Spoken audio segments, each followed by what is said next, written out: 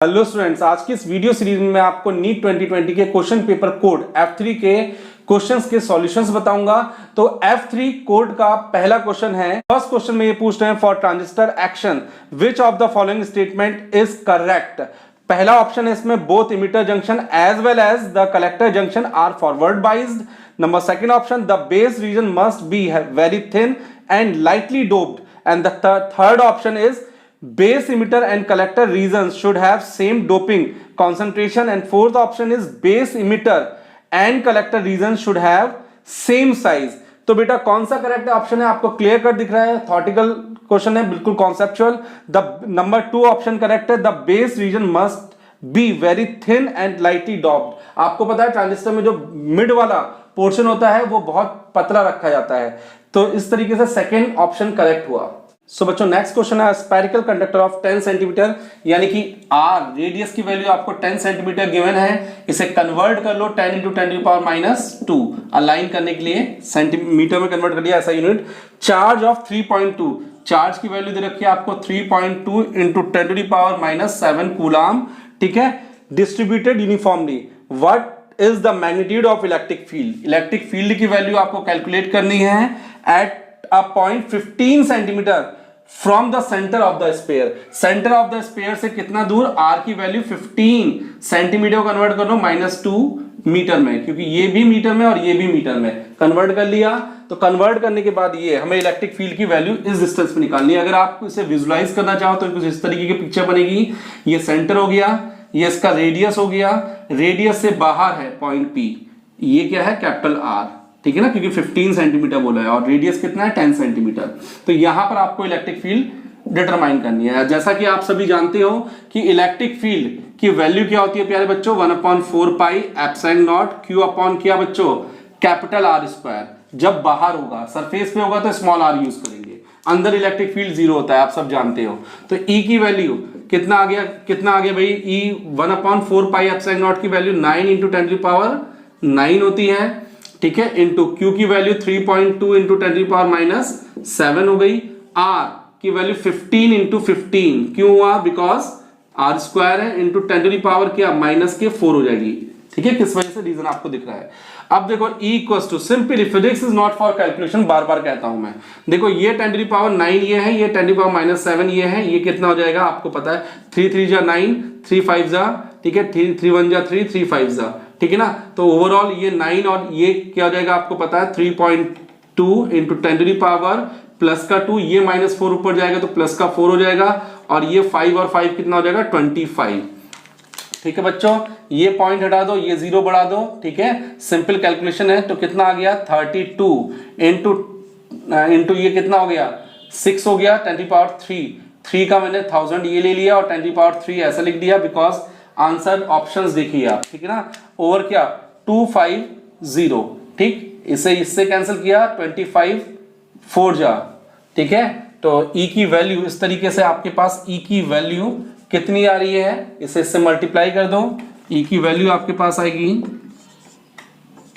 128 into 10⁻3 क्या Newton per coulomb. तो ये आंसर आ गया आपका electric field 15 centimetre away from the centre. तो इस तरीके से आपका ऑप्शन कौन सा करेक्ट हुआ, ऑप्शन नंबर आपका, अच्छा इसमें से 128 10⁵ में गिवन है, तो अब इसे थोड़ा सा कर लेते हैं, ठीक है, 1.28 अगर मैं इसे डिवाइड करूंगा 100 से तो +2 करना पड़ेगा 10⁵ newton per coulomb. So which option is correct, option 4th is correct. So इस सेट का क्वेश्चन नंबर 3rd है, assume that light of wavelength meaning lambda equals to 600 क्या नैनोमीटर। इस नैनोमीटर को आप कन्वर्ट करोगे तो 600 इंटू 10⁻⁹ किस में कन्वर्ट हो गया, मीटर में, ठीक है।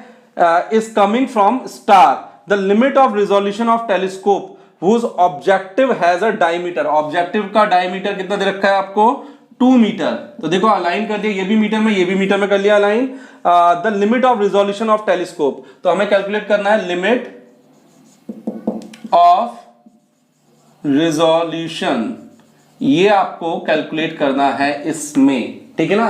तो लिमिट ऑफ रिजोल्यूशन का फॉर्मूला आपको पता होना चाहिए, ठीक है, लिमिट ऑफ रिजोल्यूशन किसका, टेलीस्कोप का, ठीक है, वो तो आपको क्वेश्चन में दिख रहा है, का फॉर्मूला होता है 1.22 lambda upon capital D. Capital D क्या होता है, डायामीटर, ठीक है, किसका डायमीटर, जो लेंस यूज किया है आपने। अब क्या, लिमिट ऑफ रिजोल्यूशन को हम थीटा से भी रिप्रेजेंट कर देते हैं, ठीक है, 1.22 इंटू लैम्डा की वैल्यू कितनी है आपको दिख रही है 600 इंटू कितना, 600 into 10⁻⁹ this is the value of lambda over capital D कितना है 2 2 3 जा, physics is not for calculation, बार बार कहता हूं।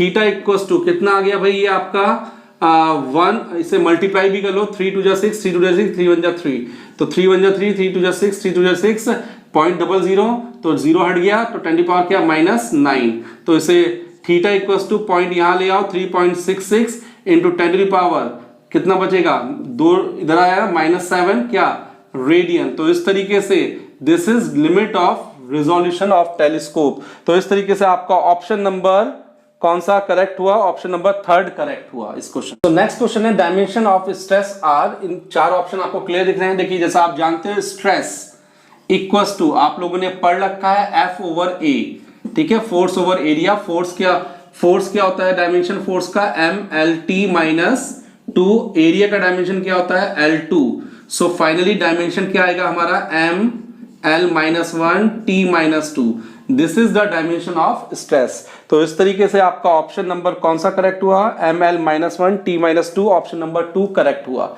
ऑलराइट, सो नीट 2020 का नेक्स्ट क्वेश्चन है, a screw gauge has least count of 0.01 mm and there are 50 divisions in its circular scale. The pitch of the screw gauge is 4 options are there, आपको दिख रहे हैं आपकी स्क्रीन पर। उससे पहले आपको स्क्रू गेज का पिक्चर दिख रहा है विद नेमिंग, आपको पिच दिख रहा होगा एकदम क्लियर, पिच होता क्या है एक्चुअली, ठीक है ना। तो सबसे पहले आपको जो जो इंफॉर्मेशन दिया है क्वेश्चन में वो मैं नोट कर लेता हूं। लीस्ट काउंट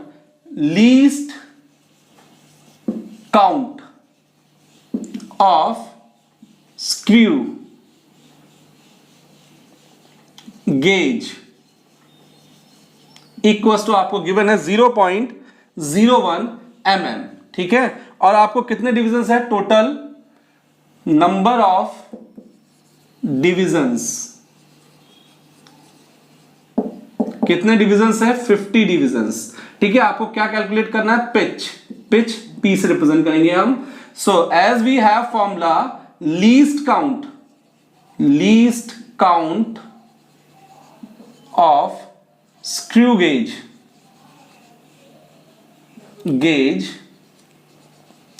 equals to क्या होता है, pitch over number of divisions